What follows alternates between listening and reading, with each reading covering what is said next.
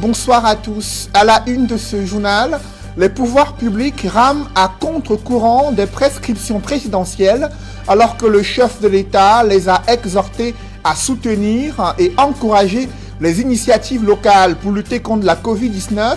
Les acteurs de la médecine traditionnelle n'ont reçu aucune subvention conséquente pour la fabrication et la production à grande échelle des médicaments issus de la pharmacopée traditionnelle. Qu'est-ce qui fait problème avec cette médecine? Pourquoi tant de blocages dans l'accompagnement des acteurs de la médecine traditionnelle pour lutter contre la pandémie du coronavirus? Élément de réponse dans ce journal. 2 jours après l'élection présidentielle au Congo-Brazzaville, les résultats provisoires sont connus. Denis Sassou Nguesso est réélu avec une écrasante majorité, 88% des voix exprimées en sa faveur. Et quels sont les résultats de ses principaux challengers à ce scrutin présidentiel? Nous ferons le point dans la page internationale du 20h.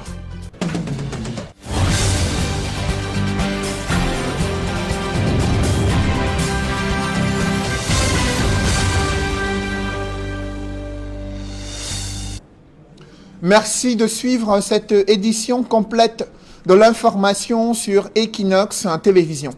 D'abord, ce grave incendie survenu au marché de Koussiri à l'extrême nord du Cameroun.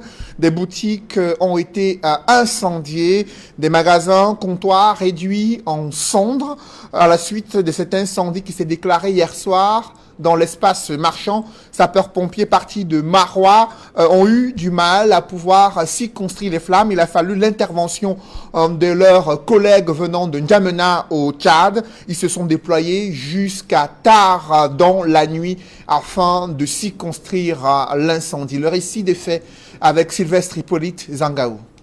Décombres, d'où s'échappe une épaisse fumée dans laquelle faufilent des enfants qui cherchent à récupérer des objets épargnés par les flammes.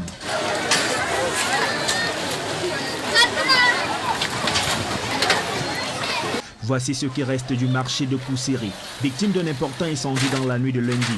Durant des heures, les flammes ont ravagé les boutiques de cet espace marchand, l'un des plus importants de la région de l'extrême nord. L'incendie est déclaré aux environs de 19h. Un magasin est réduit en cendres, puis une boutique, et des heures après, le marché de Koussiri est devenu un champ de ruines.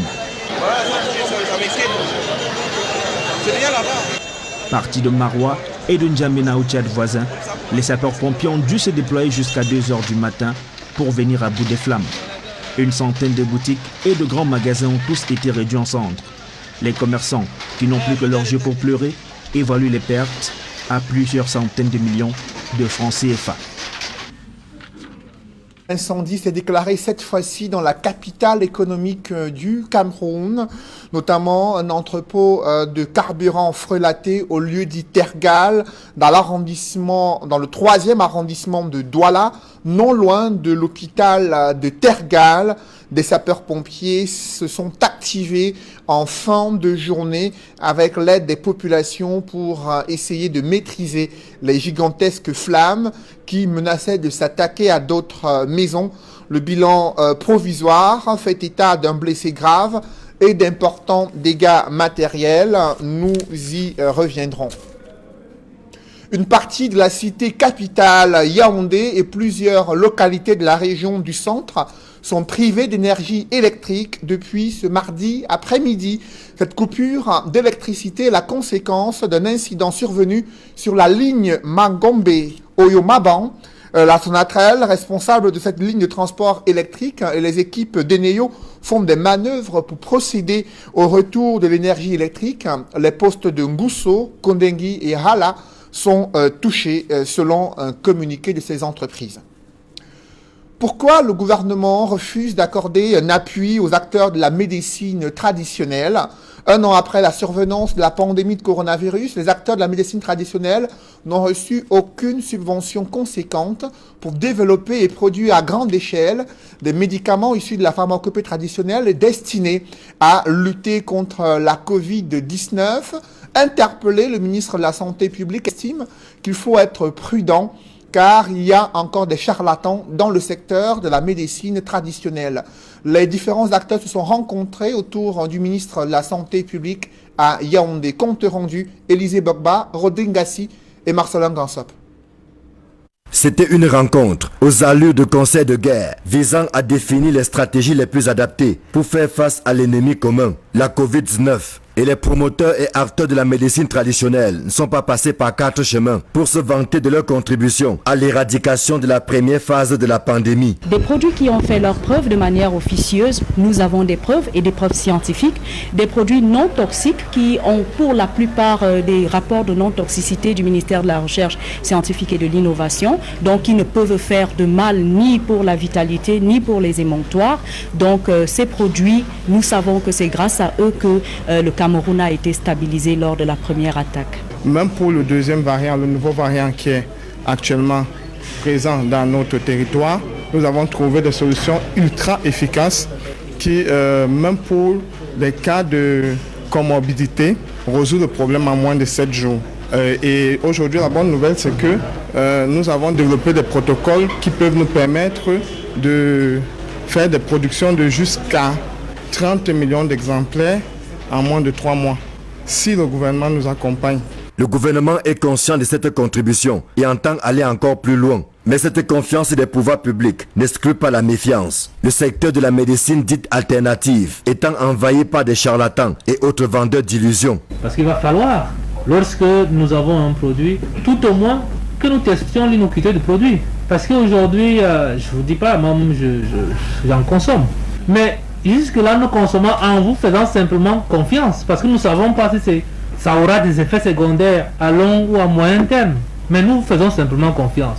Or, il y a ceux qui ne vous font pas confiance. Voilà qui relance le débat sur l'encadrement de la médecine traditionnelle. Je crois que nous avons eu déjà des premières réunions d'ailleurs à la primature. Et donc, je pense qu'on pourrait aller assez rapidement. Parce que ne nous mentons pas. Dans ce secteur, il y a ceux qui sont sérieux et ceux qui ne sont pas sérieux du tout. Nous pensons que l'encadrement que ces textes réglementaires ou textes de loi devraient apporter, ce serait pour permettre à ceux qui sont sérieux de mieux faire le travail et de vivre de leur travail, et à ceux qui ne sont pas sérieux de pouvoir libérer l'environnement. Parce que malheureusement, dans ce secteur, si on ne traite pas, on tue. Avant les acteurs de la médecine traditionnelle, le ministre de la Santé publique s'est entretenu avec les membres des différents ordres professionnels ainsi que des sociétés savantes. Il était question de trouver des solutions endogènes efficaces et pérennes dans la riposte contre le coronavirus qui a déjà tué plus de 600 Camerounais pour environ 48 000 infections. De dépistage de Covid-19 est un nid de tracasseries ayant entraîné une floraison de circuits informels de corruption et d'élaboration de vrais faux résultats de Covid-19. Les autorités sanitaires nient en bloc leur existence, mais de nombreux usagers et voyageurs en ont fait la triste expérience, notamment dans le cadre du process de dépistage et de mise à disposition des résultats de Covid-19 avant de se rendre à l'étranger. Illustration dans les milieux du football avec Nadine Yambou. Des tâches les plus difficiles pour des Camerounais en cette période de crise sanitaire. Faire un test Covid-19 relève d'un véritable parcours de combattant. Dans les centres agréés, au parcours Vita et l'hôpital La Quintiniche de Douala, des usagers sont très souvent confrontés à une indisponibilité récurrente des kits de dépistage. Et l'impact est bien visible dans le monde du sport. Des clubs de football déplorent d'énormes désagréments et des perturbations dans la préparation des équipes pour les championnats de Ligue 1 et 2. De nombreux joueurs n'ont pas disputé des rencontres de la 3e journée, faute de résultats des tests disponibles. Vendredi, nous avons pris, n'est-ce pas, la résolution de tester, n'est-ce pas, tout le personnel, n'est-ce pas, de UMS. Et on nous a demandé de passer dimanche pour prendre les résultats. Notre médecin est allé chercher les tests, on lui a dit que c'est lundi qu'on pouvait avoir les résultats. Et là maintenant, nous ne savons même pas si parmi nous, il y a encore des contaminés. Responsable, n'est-ce pas, de médical dans le littoral, dit qu'il nous a appelés pour nous informer du fait qu'on devait ramener les résultats de la semaine dernière. Et c'est pas vrai? Parce que quand vous n'avez pas l'information, qu'est-ce que vous faites?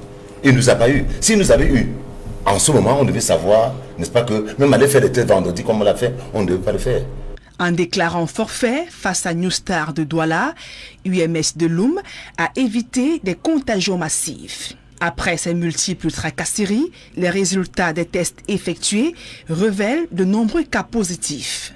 Si on avait joué ce match, les joueurs de New Star qui devaient être en contact avec nos joueurs, ils devaient être contaminés. Ça veut dire que ça devait se propager un peu partout. Donc nous avons protégé même les joueurs adverses. À la Fédération camerounaise de basketball, le constat est le même. Dans une circulaire, on apprend que le démarrage de la 3e journée des championnats dames et messieurs a été reporté à une date ultérieure en raison de la quasi-rupture des stocks des tests Covid-19 dans les grandes villes de Douala et de Yaoundé. Au parcours Vita de Douala, les difficultés relevées par l'équipe médicale confirment les manquements dans la stratégie de testing massif mis en place par les pouvoirs publics. Cette pénurie de kits a favorisé l'émergence d'un marché noir où des vrais faux résultats sont octroyés monnayant d'énormes sommes d'argent. Plusieurs Camerounais affirment sous anonymat avoir déboursé 50 voire 100 000 francs CFA pour obtenir ce document indispensable pour se rendre à l'étranger. Les autorités sanitaires affirment que des stratégies sont mises sur pied pour démanteler tous les réseaux de corruption et de trafic de faux tests. À l'heure où la pandémie de coronavirus sévit au Cameroun, les populations appellent le gouvernement à multiplier les sites de dépistage et laboratoires afin de faciliter l'obtention des tests de coronavirus au Cameroun. Dans ce chapitre santé, le respect des mesures barrières n'est plus d'actualité dans le coupé Manengouba, région du sud-ouest, précisément la localité de Mbangem, là où le port du masque a été relégué aux oubliettes, redoutant une flambée des cas de Covid-19. Autorités sanitaires et administratives multiplient des campagnes de sensibilisation pour le respect de ces mesures barrières, mais les populations peinent à pouvoir reprendre ces habitudes indispensables pour barrer la voie à la pandémie de Covid-19. C'est le constat que font Jacques Molon, Georges Mitterrand et Julienne Berthe-Bissaille dans ce reportage. Apparition du deuxième variant du coronavirus à Bangem dans le sud-ouest, quelques habitants ont été victimes de cette maladie. Depuis que le Covid-19 a commencé ici à Bangem, on a déjà 6 cas, tous les cas guéris, on n'a pas les décès. Donc on fait l'effort de prendre bien soin des gens qui ont le Covid. Des multiples cas de contamination favorisés par le relâchement dans le respect des mesures barrières, notamment le port du masque de protection. D'emprunter ça, c'est le couvre-nez, le couvre-menton, d'autres mettent en poche, d'autres disent que ça n'existe même pas, que cette maladie n'existe pas, qu'on laisse ça sur une politique, tout ça, bon, vraiment ça dérange à ce niveau. C'est toujours aux autorités d'être vraiment strictes à ce qu'on pratique cette mesure barrière-là. Parce que s'ils essayent de montrer l'exemple sur 1-2 personnes, le reste va se conformer. Redoutant un pic de contamination de ce virus les prochains jours, les autorités sanitaires et administratives sensibilisent les sceptiques qui ne croient pas à l'existence de la maladie. Les populations sont un peu réticentes face au port de masque, mais nous continuons toujours avec la sensibilisation, avec l'appui de la mairie, les responsables de maintien de l'ordre ainsi que le chef de district de l'hôpital de Bangem. Après la phase de sensibilisation, les autorités promettent passer à la phase répressive contre tout contrevenant au respect des mesures barrières édictées par le gouvernement. Dans le cadre de la riposte sanitaire, les mesures gouvernementales n'ont pas seulement eu des effets bénéfiques. Les allègements fiscaux, la fermeture des débits de boissons ont fait perdre à la municipalité de Douala 4e près de 100 millions de francs CFA en 2020. Information rendue publique lors du conseil municipal. Une occasion pour le préfet du Vouri d'interpeller les magistrats municipaux, l'exécutif municipal, sur le phénomène d'habitat spontané favorisé à travers l'arrivée massive des déplacés anglophones dans le 4e arrondissement de Douala. D'autres précisions avec Robert Moukoubé d'Alaskana et Vivien Tonfac. La pandémie du coronavirus a eu de graves répercussions sur les recouvrements des recettes à la commune d'arrondissement de Douala 4e au cours de l'exercice budgétaire 2020. En termes de recettes propres par exemple, la somme recouvrée s'élève à 407 557 617 francs CFA. Par rapport à l'exercice précédent, elles ont connu une baisse de 100 372 283 francs CFA. Selon le patron de l'exécutif municipal de Douala 4e, cela est la conséquence de l'exonération de certaines taxes décidées par le chef de l'État pour soutenir les opérateurs économiques frappés par le coronavirus, mais surtout la décision de fermeture des débits de boissons à partir de 18h. Nous avons pris les rênes de cette mairie dans un contexte de pandémie liée à la Covid-19. Nous avons fait ce que nous avons pu faire, mais je pense qu'en 2021, nous ferons plus. En dépit de ces explications, le préfet du Vouri a invité le maire de Douala 4e à mieux exploiter l'éventail d'opportunités qu'offre la loi des finances en vigueur aux collectivités territoriales décentralisées. Il va falloir mettre l'accent sur le recouvrement des recettes locales. La taxe locale doit être recouvrée. Et quand je parle de la taxe locale, j'y vois l'impôt libératoire, la taxe foncière, les droits de place et tout cela. Au cours de la session du conseil municipal, consacrée à l'adoption du compte administratif du maire, compte de gestion matière et du compte de gestion du receveur municipal au titre de l'exercice 2020, le patron du Vouri a exhorté le maire de Douala 4e à se pencher sur les aléas de la crise anglophone dans sa localité. La multiplication des habitats précaires, hélas, et la prolifération des quartiers spontanés devrait nous mettre en éveil au moment où la saison des pluies est de retour, afin que le spectacle, le triste spectacle des inondations que nous avons connues l'année dernière ne se répète. Une invite à laquelle le chef de l'exécutif municipal entend accorder une oreille attentive. Les recommandations que les conseils municipaux nous ont faites seront prises en compte et elles seront vraiment, on va les prendre en compte et on va les adopter. Au cours de cette session du conseil municipal, les comptes soumis à l'appréciation des conseillers municipaux ont été adoptés. Mettons le cap sur la région de l'Ouest, là où est observé également un fort taux d'absentéisme des fonctionnaires et agents de l'État. Le ministre de la fonction publique et de la réforme administrative, Joseph Lé, a dénoncé ce phénomène et indiqué que la récréation est terminée. Il a annoncé des mesures draconiennes afin de mettre un terme à cet absentéisme chronique au sein de l'administration publique dans la région de l'Ouest. Je vous invite à suivre le ministre Joseph Lé en charge de la fonction publique et la réforme administrative. Vous avez entendu le gouverneur de la région de l'Ouest dire tout à l'heure, par exemple, qu'il a débusqué un médecin qui n'est pas en poste depuis 9 ans. Mais la situation semblait normale à certains. Et il faut que des situations comme ça n'existent plus. C'est pour ça que l'accent doit être mis et va être mis sur la discipline, sur le contrôle des présences. Parce que on ne peut pas imaginer que quelqu'un ne travaille pas, mais qu'il gagne quand même un salaire. Et c'est l'une des raisons d'ailleurs pour lesquelles la haute hiérarchie nous demande de tenir sous la supervision, sous la présidence du Premier ministre chef du gouvernement un conseil supérieur de la fonction publique. C'est pour examiner ces questions de discipline et je ne doute pas en ce instant que nous sortirons de là avec des directives fermes que nous devrions mettre en œuvre au niveau de toutes les administrations.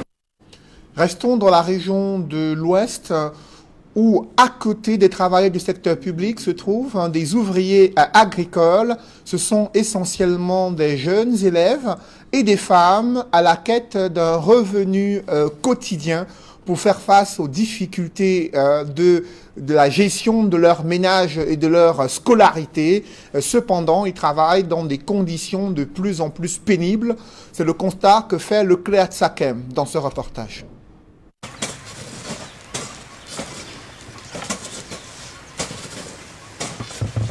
Ils sont des jeunes enfants, filles comme garçons, mais aussi les femmes qui de bonheur regagnent ce coin à l'entrée de la ville de Penka-Michel. Nous sommes dans le département de la Minois, région de l'Ouest Cameroun, à la quête du gagne-pain quotidien. Leur boulot consiste à se donner en tant que main-d'œuvre dans des plantations. On cultive, on cultive comme il faut. Des fois on sème, des fois on sacle. Le travail commence à 8h et finit à 15h00. Les élèves dont le quotidien et les conditions de vie des parents ne permettent pas le plein épanouissement, ne manquent pas l'occasion pour aborder les houes, direction plantation dans le but de venir en aide à leurs parents. En ce jour de classe, j'ai laissé les cours aujourd'hui pour aller travailler, pour obtenir quelque chose pour payer mes fascicules à l'école.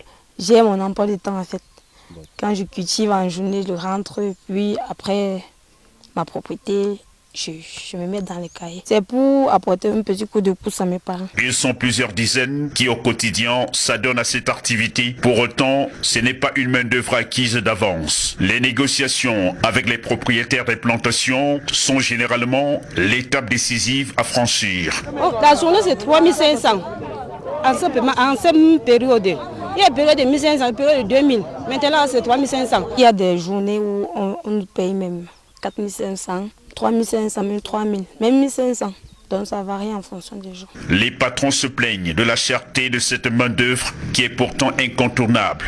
Il y a des jours où elles sont même plus de 500. Vous imaginez? Bon, parce qu'il y a de grands jardiniers qui prennent facilement les 30 femmes par jour pour aller faire le champ. On a parfaitement besoin d'eux. Mais ce qui nous tue, c'est la main-d'œuvre. Ça nous casse le dos. On n'a pas de possibilité pour avoir l'argent pour leur faire aussi travailler comme on a besoin. Quand tu sors de la maison, tu ne sais à combien est-ce que tu dois appeler une femme ici. Il y a des moments où on leur prend à 2000 et des moments où on leur prend à 4000. Comme ce moment-ci, nous n'avons plus de difficultés.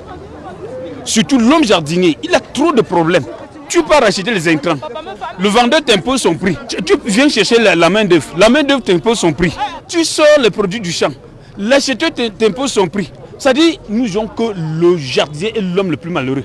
Et si nous on avait la possibilité qu'on transforme nos produits du champ là, parce que c'est des trucs périssables. Hein? Donc si le gouvernement, si on peut leur payer même 5000 francs et que le gouvernement est capable de faire que l'homme jardinier s'en sorte, ça devrait être bon. Vous voyez, on les consomme à frais.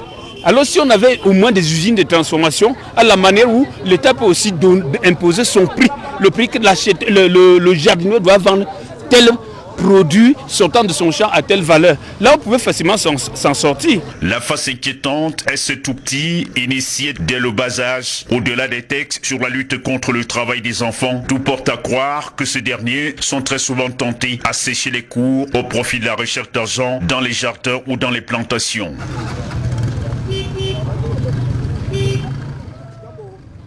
Restons dans le secteur agricole pour évoquer cette épineuse problématique, comment développer des chaînes de valeur dans les filières porcines, bovines et piscicoles. La question était au centre d'un atelier qui s'est tenu à Yaoundé en présence du ministre de l'Agriculture, du ministre de l'Élevage, des Pêches et des Industries animales. Il a annoncé près de 65 milliards de francs CFA à injecter dans la mise en œuvre des chaînes de valeur au Cameroun. D'autres détails avec Emmanuel Diop et Marcelin Gansop.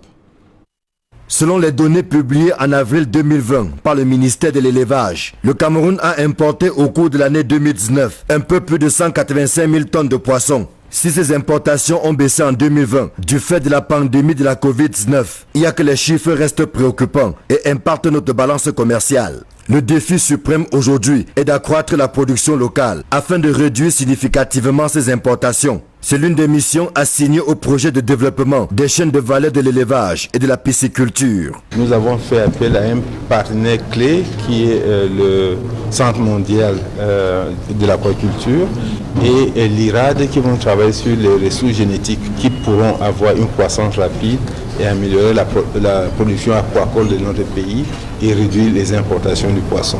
Il en est de même de la production porcine. Nous allons importer des géniteurs de très grande qualité, les multiplier, distribuer aux producteurs. Financé à hauteur de 105 milliards, dont 55 milliards par la Banque africaine de développement. Le projet qui vient de tenir son premier comité de pilotage ambitionne de relever la production nationale dans les filières porcines, bovines et piscicoles. Nous allons construire 21 centres d'insémination artificielle à travers le pays et produit près de 15 millions de doses de semences qui vont être injectées et diffusées au niveau de l'ensemble des producteurs nationaux. Pour qu'on n'ait plus des animaux qui font un veau tous les 2-3 ans, mais des animaux qui font un veau tous les ans et qui, après 2 ans, peuvent déjà entrer en boucherie ou bien entrer en reproduction pour les femelles. En dehors des quantités, l'accent sera également mis sur la qualité des productions. Il ne suffit pas seulement de produire, mais il faut assurer la qualité sanitaire, la qualité hygiénique des produits. Et c'est pour cela que la plupart des partenaires vont intervenir dans les aspects sanitaires, dans les aspects des normes de la qualité. Pour ma part, je mettrai tout en œuvre pour que le projet de développement des chaînes de valeur et pisciculture soit un succès palpable pour tous les acteurs concernés, en particulier et pour le Cameroun en général. Étalé sur 5 ans, le projet logé au ministère de l'élevage va contribuer à l'amélioration de la sécurité alimentaire et nutritionnelle, mais également à la réduction de la pauvreté à travers la création des emplois ainsi que l'augmentation des revenus des ménages. Le professeur Pascal Charlemagne Musanga Nyamding a réagi après son affectation à l'annexe d'une faculté de l'université de Ngaoundéré. Il s'insurge contre un acharnement et une hostilité tourbillonnante vis-à-vis de sa personne. Limogé du poste de chef de département à l'IRIC et affecté à l'annexe de la faculté des sciences politiques et juridiques de l'université de Ngaoundéré, cet enseignant déclare qu'il reçoit des menaces de mort et des intimidations administratives. Une situation qui s'aggrave, dit-il, au lendemain de son audition au secrétariat d'État à la Défense. Il exige la fin de cet acharnement contre sa personne. C'est la substance d'un communiqué qu'il a rendu public sur son compte Facebook officiel. Dans l'escale internationale, le Congo-Brazzaville, les résultats provisoires sont connus 2 jours après le scrutin présidentiel. Denis Sassou Nguesso, réélu avec 88% des suffrages exprimés en sa faveur. Guy Brice Parfait Kolela arrive 2e avec moins de 10% alors qu'il est déjà décédé lors de son évacuation sanitaire. On fait le point avec nos envoyés spéciaux Carlos Minoué et Guy Zogo. À l'issue de l'élection présidentielle du 21 mars dernier en République du Congo, Denis Sassou Nguesso est réélu président de la République. Il recueille 88,87% de suffrages devant son principal adversaire, Guy Brice Parfait Kolela, malheureusement décédé la veille du scrutin, qui s'en tire avec 7,84% de voix. Le taux de participation est de 67,55%. Au moment où les résultats étaient en cours de proclamation, Denis Sassou Nguesso s'est rendu au siège de son parti, lequel abritait aussi la direction nationale de sa campagne, où il a été ovationné par ses partisans. Aussitôt les résultats le donnant vainqueur rendus publics, il a tenu une conférence de presse. Sa première réaction a été d'avoir une pensée pour Guy Brice Parfait Kolela, pour qui il a fait observer 1 minute de silence. L'autre temps fort de cette prise de parole du président de la République congolaise a été de réaffirmer que ses priorités seront le redressement de l'économie congolaise et l'intensification de l'agriculture.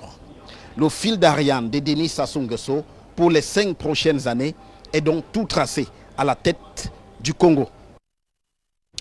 À présent, ces images de la cérémonie d'adieu organisée par l'Union camerounaise de brasserie.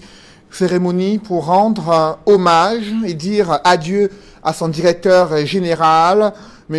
Ajeole Adebayo, décédé le 1er mars 2021 au Nigeria. Il a été directeur général du CB de 2010 à 2021, période durant laquelle il a su donner un nouvel éclat et une nouvelle image à l'entreprise, la portant au firmament et prônant également les valeurs, reprenant à son compte les valeurs prônées par le fondateur Joseph Kadji de Fosso. Occasion pour l'Union camerounaise de brasserie de rendre un dernier vibrant hommage à un travailleur acharné et un perfectionniste qui, durant ses 11 années de service, a incarné les idéaux de rassemblement, le sens du travail bien fait, l'intégrité défendue par l'entreprise et des performances également qui ont permis à UCB d'être une entreprise rentable, réformateur, qui s'en est allé et que la terre des ancêtres lui soit légère. Je vous invite à présent à suivre une série d'hommages et de réactions. D'abord celle du directeur général de la Société anonyme des brasseries du Cameroun, Emmanuel de Telly, qui a fait le déplacement pour rendre hommage au directeur général de l'Union camerounaise de brasserie. Ensuite, le directeur marketing du CB. Et enfin, Nicole Kadji, CEO de Kadji Holding. Quelqu'un de très humble et quelqu'un qui avait un sens de l'humour très poussé. Et à plusieurs occasions, on a, dans nos rencontres, lorsqu'on devait se mettre en ordre de marche pour défendre les grands sujets brassicoles, il n'a jamais manqué d'humour, même dans les moments les plus difficiles. Et voilà, je crois que c'était une personne qui était un grand professionnel, un grand capitaine d'industrie. Et voilà, on a ce respect mutuel entre Guinness, Kadji et le groupe SABC. On œuvre tous pour ce Made in Cameroun, pour faire avancer ce pays, pour faire en sorte que nous mettions en œuvre beaucoup de choses sociétales, économiques, sociales. Et il va nous manquer, il va beaucoup nous manquer. Monsieur Gilbert Kadji parlait tout à l'heure de la force tranquille. C'est quelqu'un qui était fort et qui était tranquille, fort mentalement, fort même physiquement. Il était la personne qui faisait tous les jours le tour de la brasserie pour s'assurer que tout allait bien. Il mettait en place tout ce qu'on a vu sur ces dernières années. Vous avez vu les performances exceptionnelles de l'Union camerounaise de brasserie qui désormais fait partie des grands du secteur brassicole et des entreprises camerounaises tout court. M. Adjeolé qui a été avec nous pendant 10 ans. Nous lui souhaitons une transition paisible auprès de nos ancêtres et du Seigneur. Il va beaucoup nous manquer. Il nous manque déjà. Après cette série de réactions de Nicole Kadji, CEO Kadji Holding, du directeur marketing de l'Union camerounaise de brasserie, et de Emmanuel de Telly, directeur général de la Société anonyme des brasseries du Cameroun. Mesdames, messieurs, c'est la fin de ce journal. Merci de l'avoir suivi. Juste après cette édition de 20h, retrouvez Serge Alain Otto et ses invités pour le débrief du journal sur le plateau d'Equinox Soir. Serge Alain. Absentéisme constaté par le président de la République, absentéisme des fonctionnaires et autres agents de l'État, bien sûr. Le ministère de la fonction publique et de la réforme administrative continue son tour des régions. Il était cette fois-ci dans la région de l'Ouest afin de pouvoir identifier les causes de l'absentéisme chronique des fonctionnaires et agents de l'État. Pour lui, c'est inacceptable que des fonctionnaires et agents de l'État continuent de briller par leur absence à leur poste. Cela porte un préjudice à la qualité de service public attendu par des usagers. Il a évoqué la nécessité d'organiser ce Conseil supérieur de la fonction publique tel que l'a recommandé le président de la République au Premier ministre. Des fonctionnaires également n'ont pas manqué de poser leurs problèmes relatifs au traitement de leur dossier. Joseph Lé mise toujours sur la numérisation des systèmes de traitement des dossiers des fonctionnaires afin de réduire les cas de corruption et de tracasserie. Voilà, madame, monsieur, c'est donc l'essentiel. Equinox Soir, deuxième partie, le temps du débrief. Bonne soirée à vous, Cédric. Je vous souhaite une bonne soirée, Serge Alain. Rendez-vous demain. 20h. Dans un instant donc, madame, monsieur, la suite. Equinox Soir.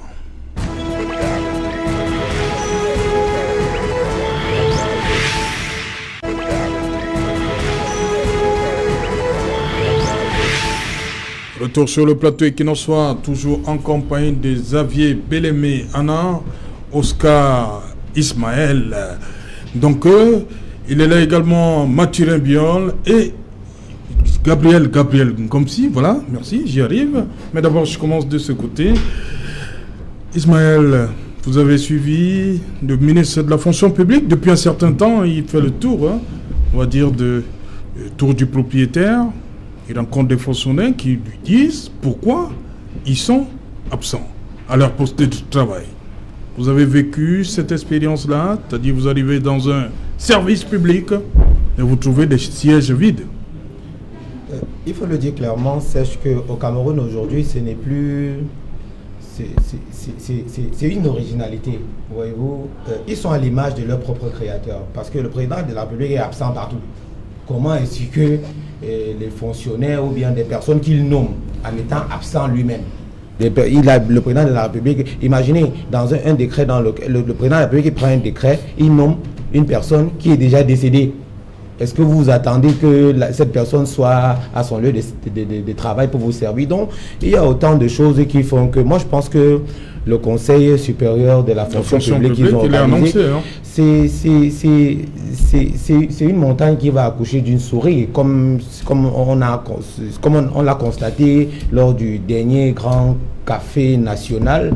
J'y crois pas, j'y crois véritablement pas, parce que aujourd'hui, devant les bureaux, dans la fonction publique, on ne sait pas à quelle heure ça commence, on ne sait pas à quelle heure ça finit. Quand les pauses commencent, on sait véritablement pas à quelle heure c'est fini. Il faut venir sur rendez-vous dans les bureaux administratifs. Donc du coup, ça devient très compliqué. Je pense que c'est le Cameroun qu'a voulu nous donner M. Biya. C'est d'ailleurs pour cette raison qu'aujourd'hui, nous du Social Democratic Front, nous sommes sur votre plateau pour montrer exactement la contradiction qu'il peut avoir, le débat contradictoire qu'il peut avoir au sein du parti, et c'est le même débat que nous allons c'est la même attitude que nous allons continuer de promouvoir dans nos rangs une fois que nous aurons la destinée de ce pays dans nos mains. Ok. Voilà, Gabriel Ngomsi, est-ce qu'en région le phénomène est un peu plus accentué? Oui, services déconcentrés de différents ministères en région.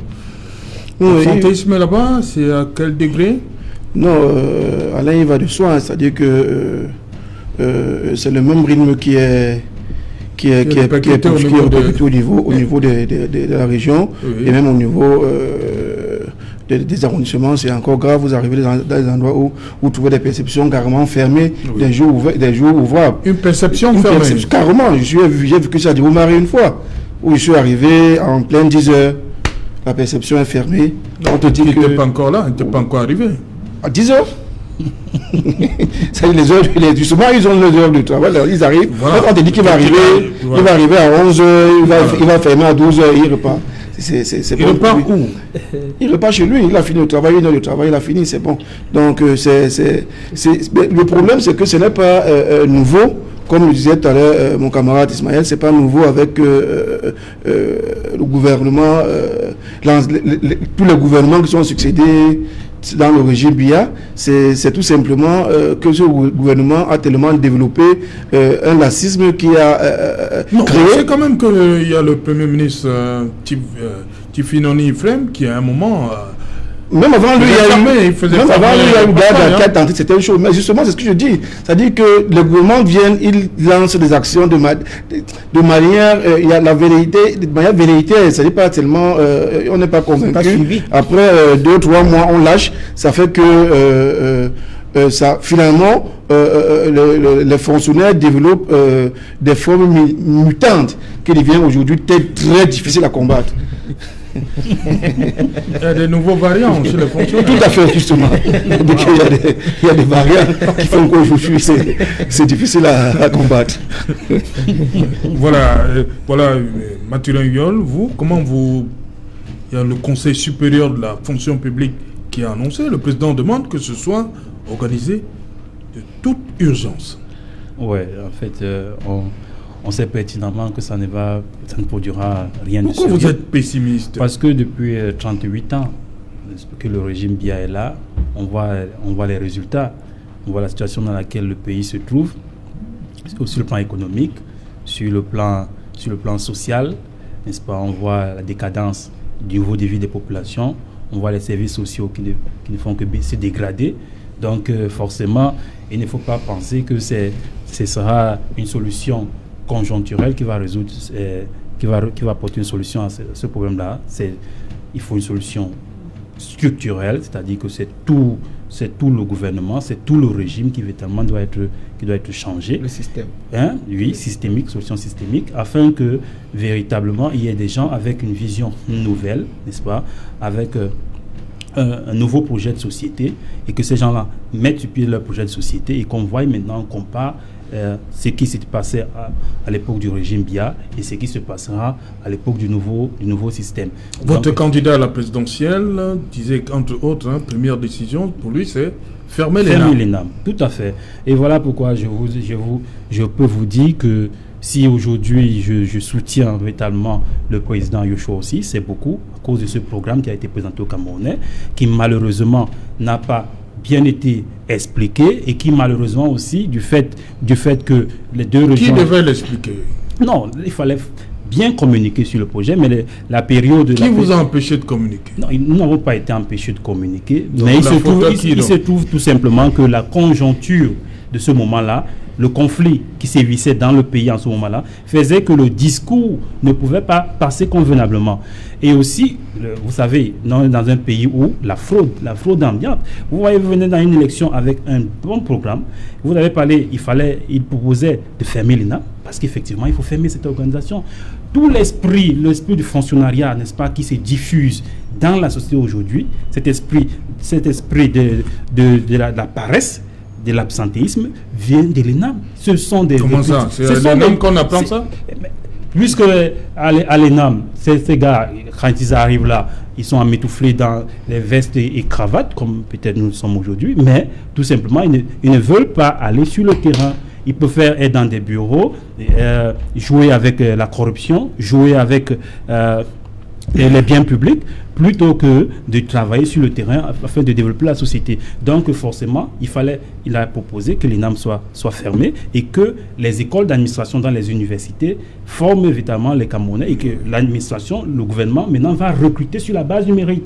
L'université de Yaoundé va former les administrateurs, l'université de Douala va former les administrateurs, ainsi de suite. Et maintenant, sur la base du mérite et de la compétence, les administrateurs seront recrutés pour travailler pour le gouvernement. Okay. Mais quand c'est aux petits copains, n'est-ce pas, aux petits frères, ainsi de suite, après la corruption, l'entrée dans les NAM, qu'on arrive finalement dans l'administration, vous voyez qu'on arrive à la situation dans laquelle nous sommes aujourd'hui. Xavier Bélé, mais cette histoire, les fonctionnaires absentéistes, oui, il faut... Constat clair fait par le président de la République. Oui, d'où le Conseil supérieur de la fonction publique qu'il souhaite qu'il soit organisé dans le plus bref délai. Oui, effectivement, il faut préciser ces gens-là autour que la fonction publique camerounaise est un mammouth. Déjà, l'absentéisme, on ne peut pas seulement expliquer ça dans le cas que les fonctionnaires sont paresseux, ce qui n'existe pas. Il y a les fake fonctionnaires au Cameroun. Le groupe parlementaire à l'Assemblée a démontré. Et c'est pour ça l'opération qu'on a appelée de sainissement des finances publiques. C'est les députés SIF, quand le SIF est arrivé à l'Assemblée. C'est en 20 ans d'ajustement structurel, c'est 1920 milliards qui ont été siphonnés au titre des salaires fictifs. Il faut d'abord voir celui qui n'est pas là, est-ce qu'il existe d'abord? C'est un faux fonctionnaire qui n'existe pas. C'est pour ça que vous trouvez qu'il y a un bureau qui est vide. Donc, comme disait c'est un fake fonctionnaire, c'est un faux, il n'existe pas. C'est des fonctionnaires, c'est des gens, il y a des gens au Cameroun qui touchent plus de 20 salaires par mois. C'est incroyable, au compte du contribuable camerounais. C'est organisé, c'est fait exprès pour pouvoir annihiler les finances publiques. Le budget du Cameroun qui est à 4 800 milliards, 862 milliards, et rien que les salaires fictifs peuvent prendre plus que la moitié des 1300 milliards qui sont prévus pour le paiement des fonctionnaires, les salaires des fonctionnaires, les traitements. Le Cameroun est un État fédéral. Excusez. L'OSIF a pour base idéologique le fédéralisme. Le fédéralisme ne s'accommode pas, je suis d'accord avec mon camarade Bion, il ne s'accommode pas avec les préfets et les sous-préfets, ça n'existe pas. L'ENAM n'a pas sa place. Prenez les 10 premiers États les plus puissants économiquement dans le monde ne connaissent ni ENAM, ni rien d'autre, ni sous-préfet, ni préfet. Ça n'existe pas. Ça, c'est une particularité camerounaise. Je sais, il peut y avoir certains administrateurs qui peuvent être un peu des citoyens. Je connais un sur les milliers qui peut avoir. Mais c'est une exception. Qu'est-ce que vaut une exception dans un océan? C'est absolument rien. Et donc, ici, il faut qu'on décentralise véritablement l'État. Et que chaque région ait la responsabilité de recruter son personnel, qui doit être formé dans les instituts de formation. Si c'est des fonctionnaires juridiques, il va aller dans les instituts et greffer sur les universités d'État ou privées pour recruter des spécialistes, des experts dans le domaine. Donc, la fonction publique au Cameroun est une nébuleuse qui a pour mission principale de plomber le finances publiques, détourner et voilà, siphonner plus de 900 milliards, alors que la remise de la dette publique au Cameroun était de 1400. Donc, en faisant seulement, en maîtrisant le salaire des fonctionnaires, le Cameroun n'allait pas aller au salaire fictif. Voilà, on revient donc au sujet principal. Joshua Ndambagui aussi. La réunion de dimanche 21 a constaté son auto-exclusion du parti conformément aux dispositions de l'article 8.2 des statuts du SDF. Et les Camerounais veulent toujours comprendre qu'est-ce qu'on met dans actes et comportements anti-parti qu'on reproche à Joshua aussi. Oui. Mathieu Limbion. Oui, je voudrais dire qu'en réalité, moi personnellement, je considère qu'il n'y a pas eu comité extraordinaire, n'est-ce pas, de la région du littoral. Il n'y a rien eu. Il n'y a rien eu. C'était un non-événement, n'est-ce pas? C'était donc quoi? C'était une rencontre, une manœuvre qui effectivement va foirer, n'est-ce pas, qui sera très rapidement. Je vous ai dit qu'avant d'arriver sur ce plateau, j'ai été appelé par le secrétaire général du parti. Et il m'a dit au cours de notre entretien qu'il a eu à appeler avant cela le vice-président du parti, l'honorable Chouaussi.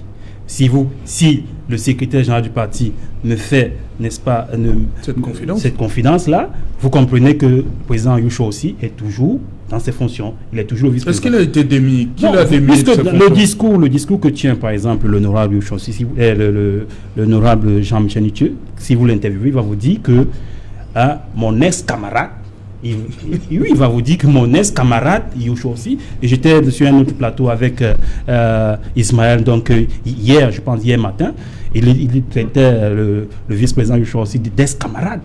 Vous voyez que c'est scandaleux, c'est pas possible. Donc je suis conforté dans ma position lorsque je discute avec le secrétaire général et qui me dit qu'il a eu un entretien avec le vice-président et m'explique une position du parti sur un certain nombre de choses. Donc, moi, je dis que très rapidement, je voudrais lancer un appel à l'honorable Jean-Michel Nitieux. Je veux lui dire que très rapidement qu'il arrête cette mascarade, qu'il reconvoque, s'il accorde du crédit à ce qu'il a fait, qu'il reconvoque une rencontre et qu'il rapidement, parce qu'en ce moment, c'est son honneur qui met sur la balance. C'est sa carrière politique, c'est son avenir politique qui met sur la balance. Il a dit, je l'ai écouté sur une chaîne de radio où il disait qu'il s'adresse au chairman John Frundi et que le chairman doit choisir entre Joshua aussi ou les militants de la région du littoral. Vous comprenez? Ça veut dire qu'il met sur la balance sa carrière politique, il met sur la balance l'ensemble des militants du littoral et de l'autre côté, il met le vice-président Joshua aussi. Ça n'a pas de sens. Donc, nous avons besoin d'un parti fort, nous avons besoin d'un parti grand, nous avons des grandes batailles qui s'annoncent, n'est-ce pas, à l'avenir pour notre parti. Et en plus, je pense que le vice-président Joshua aussi et l'honorable Jean-Michel Nitieux devraient discuter. Ils devraient discuter. Laurent Gbagbo disait de façon très sage, asseyons-nous et discutons. Moi, je demande au vice-président Joshua aussi et à l'honorable Jean-Michel Nitieux de s'asseoir et de discuter. Okay. Le parti a besoin d'hommes forts, le parti a besoin d'idées fortes. Le débat que nous menons aujourd'hui est un débat contradictoire. Ça montre que le SDF est un grand parti. Nous pouvons mener... Il y a beaucoup de vos camarades on a lu ce qu'ils ont écrit là, ils disent qu'on a organisé ça pour vous piéger. Non, je ne pense pas que ça dépend de l'attitude que nous aurons. Vos camarades, hein, ils vous regardent en ce moment. Oui, mais ça dépend de l'attitude que nous aurions eu à adopter ici sur ce plateau. Mais vous avez remarqué que nous avons une attitude qui est responsable, nous avons une attitude qui est véritablement d'hommes politiques qui veulent construire un grand parti. Et pour construire un grand parti, il faut avoir la capacité de pouvoir débattre et au sortir d'un débat, d'avoir des idées pour construire la... Gabriel, comme si justement le 8-2, il va prospérer ou pas? 8-2 sur le député Joshua aussi. Non, déjà, à la suite de mon camarade Biot, je dois dire que avec cette affaire... qui a été créé par le comité exécutif régional.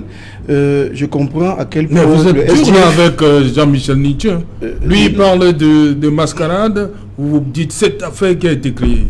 Oui, vous avez assisté à cette affaire, hein? Oui, bien sûr, en tant que je suis membre du comité exécutif régional. Mais vous avez assisté à cette affaire. Tel que ça s'est déroulé, oui. Je n'ai pas le sentiment que les choses sont passées dans les règles de l'art. Et puis, vous avez assisté à cette affaire jusqu'à la fin? Jusqu'à la fin. La méthode... Vous n'avez pas voulu quitter cette affaire, pourquoi?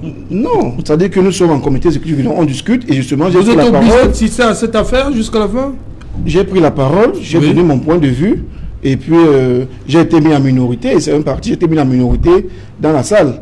C'est tout simplement de quoi il s'agit. Mais ce que je veux dire, c'est que le plus important, c'est que depuis, c'est-à-dire que je comprends à quel point le SDF est cher aux Camerounais. Parce que nous sommes interpellés partout où nous marchons, les gens sont inquiets et chacun nous demande vraiment de tout faire pour que le SDF puisse revivre. Donc les Camerounais suivent avec beaucoup d'attention ce qui se passe au SDF et justement nous également nous allons c'est peut-être il y a des mésententes mais forcément comme Mathurin a dit peut-être il y a des mésententes entre nos deux leaders, mais puisque la base aujourd'hui commence à comprendre ces enjeux et il disait que la base doit donner le là aujourd'hui pour que même pour pouvoir souder nos deux leaders et que le SDF puisse grandir davantage. Parce que comme je disais aujourd'hui, le défi aujourd'hui, il n'est pas nécessaire, c'est 2025, mais il n'est pas nécessaire d'entrer dans les batailles déjà électoralistes. Nous avons un parti, nous sortons encore d'une grosse crise, nous avons encore la situation de Nozo qui est très précaire, il y a tellement d'enjeux, et le chairman qui ne sera plus président du parti, donc il faut asseoir le parti, reconstruire le parti, donner les valeurs du parti aux jeunes générations, afin de préparer sereinement 2023 déjà pour l'annonce des candidatures des prochains leaders du SDF. Donc c'est l'enjeu aujourd'hui et je pense que nous allons relever le défi. Le SDF restera présent dans la scène. Oscar, donc j'ai posé cette question d'entrée de jeu. Oui, vous allez clôturer. Vous réclamez d'être le plus ancien, le plus expérimenté. Je vais terminer avec vous. Mais vous voulez que je termine avec lui? Est-ce que vous voulez? Oui, je voulais qu'il... voilà, laissez donc. Vous allez terminer. Oui, d'abord un... Non, vous allez terminer. Vous allez boucler. Oscar, donc j'ai commencé par cette question. L'honorable aussi doit vous présenter au prochain NEC le bilan de la présidentielle 2020 et du double scrutin de février. J'ai demandé est-ce qu'il était nécessaire de l'accabler entre guillemets davantage avec ce qui s'est passé, cette menace du 8-2. Vous faites planer au-dessus de sa tête. C'est pas beaucoup pour avant le prochain NEC, pour Joshua aussi. J'aimerais sur votre question pour répondre à la question fondamentale qui nous a amenés sur le plateau. Oui, j'ai le sentiment que les téléspectateurs pour qui nous sommes ici ce soir ne sont pas assez édifiés là-dessus. Et pour votre gouvernement, depuis dimanche soir, dans nos différents QG, tout le monde a salué, tous les militants, les sympathisants, tout le monde au quartier a salué cette résolution. Alors, je voudrais dire, vous avez demandé qu'est-ce qu'on lui reproche foncièrement. Justement, personne ne veut répondre. Nous lui reprochons... Qu'est-ce qu'on appelle, qu'est-ce qu'on entend par acte et comportement anti-parti qu'on reproche à Joshua aussi. Nous lui reprochons par exemple d'avoir adressé une lettre de félicitations à M. Biya. Ce n'est pas un bon perdant? Ce n'est pas... Les autres appellent souvent au téléphone. Hein? Ah oui. De toutes les façons. Pourquoi vous reprochez ça? Nous lui reprochons cela parce que... Oui, il ne doit pas appeler celui qui a gagné. Notre chairman ne l'a jamais fait. Et surtout, la ligne politique. Le chairman n'était pas candidat. Non, il a discuté. Du moment aussi est candidat, il ne doit pas appeler. Du moment où le chairman, excusez-moi, il prend acte. Écoutez, du moment où le chairman était candidat. Je crois. Joshua aussi avait dit qu'il prend acte. Il n'a pas félicité. Il avait pris acte. Il n'avait pas à prendre acte parce que nous tous, nous avons constaté et nous avons dénoncé les irrégularités qui ont accompagné le processus électoral. Oui. Nous lui reprochons sa présence à la prestation de serment parce que vous ne pouvez pas avoir été au Conseil constitutionnel pour contester le déroulement d'une élection et vous allez acclamer le candidat dont vous avez contesté l'élection. À la sortie du NEC, ça c'est, je prends à la sortie du NEC, alors que, parce qu'il nous a été dit sur ce plateau que le RDP ça a été mis en difficulté, mais vous rêvez, nous rêvons tous. Si nous pensons un instant que la machine RDPC peut être mise en difficulté au Cameroun, alors c'est qu'ils ne se seront pas réjouis de demeurer obèses à l'Assemblée nationale. Et il faut surtout remarquer que nous avons 90 députés du RDPC qui n'ont pas daigné s'associer à la dite pétition. Cette pétition, qui est le goutte d'eau qui a débordé le vase, à la sortie du NEC, on nous dit ici que le NEC n'a pas condamné la pétition. Alors, si le NEC n'avait pas condamné la pétition, pourquoi le NEC pose des conditions pour accepter la signature de la pétition? Parce qu'on a posé une condition. Si vous n'allez pas vous battre avec la même énergie pour faire inscrire la question anglophone à l'ordre du jour, alors nous avons également, nous avons à la fin, à la fin du NEC, monsieur l'honorable Joshua aussi fait une sortie à Jeune Afrique où il disait que si c'était à refaire, il devrait resigner cette pétition, alors même que les conditions qui lui avaient été posées au NEC n'avaient pas encore été remplies. Merci. Vous voyez que il n'y a pas eu de condition. Il n'y a eu aucune condition. Il nous reste 2 minutes. Ok, en 2 minutes, je vais essayer de faire de mon mieux. D'abord, je m'excuse auprès de nos camarades qui nous suivent en ce moment. Bon, il y a eu un peu... Vous perdez, vous grignotez votre temps de parole. Et de deux, qu'est-ce que le comité exécutif régional reproche à l'honorable Joshua aussi, au point de constater son activité anti-parti?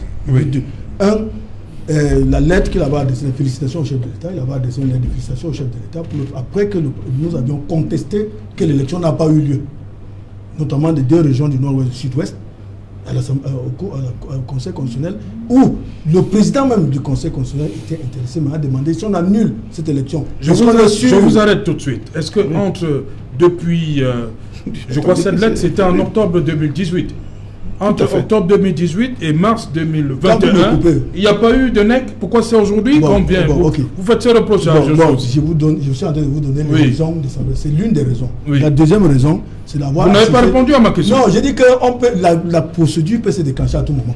C'est tirer les cheveux aux avis. Je donne ici les raisons. Deuxième raison, c'est d'avoir pris part à la prestation de serment alors que le groupe parlementaire s'était entendu ne parler. Il s'est retrouvé le seul député pour aller recevoir la prestation de serment du chef de l'État. Troisièmement, c'est la non-production du rapport des élections 2018 et 2020. Ça, c'est la troisième. Mais c'est pas une le plus grave. Le plus grave, puisqu'il va produire son rapport. On les a relancés plus. On l'attend. Le rapport sur net, c'est pas une c'est attendu, c'est pas une récidive. En dehors de sa déclaration dans Jeune Afrique, camarades, vous parlez, nous sommes en camaraderie, on n'est pas en guerre là. Oui, allez-y. Donc, et malgré le fait qu'on lui repose cela, il a récidivé chez votre confrère Jeune Afrique. Il a dit que s'il était à re-signer une telle pétition, il la signerait. Parce que c'est ça qui énerve beaucoup les gars. Mon cher Serge Alain Otto, vous avez votre frère qui fuit, il se retrouve aux États-Unis et qu'il est en train d'avoir des papiers, il a même que les avocats. Et qu'un député du demande que si une pétition des militants est déposée, d'abord ce qui est interdit, c'est ce qui a coûté le vide au professeur Ngwasiri, parce qu'il avait signé un document du RDPC à Bamenda avec les députés RDPC. Et voilà autant de choses qui ont donc monté trop le courroux des membres du comité exécutif régional. Il faut faire la distinction entre l'honorable Jean-Michel Nitieux et le comité exécutif régional. C'est une décision du comité exécutif régional dont mon camarade, nous étions ensemble, nous étions à 3, nous sommes à 3 ici qui avions pris part à cette réunion. Donc, plus grave, c'est ça, cette signature que le NEC d'abord a désapprouvée. Et que la semaine qui vient, il mène une campagne médiatique à travers tous les médias, particulièrement de droit. Le NEC a désapprouvé. Le NEC a désavoué pour essayer de justifier sa signature. Et puis de dire c'est macabre. Parce que parmi ces réfugiés, dans les militants du SIF. Vous avez en politique, les mots ont un sens en politique. On peut se tenir favorablement, on peut se tenir désagréablement. Le 8 décembre. Non, les mots ont un sens en politique. On peut se tenir désagréablement, on peut se tenir agréablement. Merci d'avoir... On nous a toujours pas dit comment Kawala est parti du SDF. Non, Kawala est parti, on l'avait traduit en conseil de sécurité. Il faut le préciser. Première. Ça a été annulé par le NEC. Même Renault est parti démissionner. On doit démissionner. Contrairement à ce que vous dites ici. Maître Adeline Djongaki était. C'est Maître Adeline Djongaki était. Non, Kawala est parti d'elle-même. Kawala a démissionné. Madame Kawala, alors que c'est anti-statutaire. Ok, merci. On a compris. Merci. Merci. Xavier Belémé, merci Mathurin, merci à vous Gabriel Komsi. Madame, Monsieur, nous sommes arrivés au terme de cette édition Equinox Soir. Rendez-vous demain lorsqu'il sera 19h. Bonsoir, honorable Joshi. Bonsoir, honorable Nietzsche.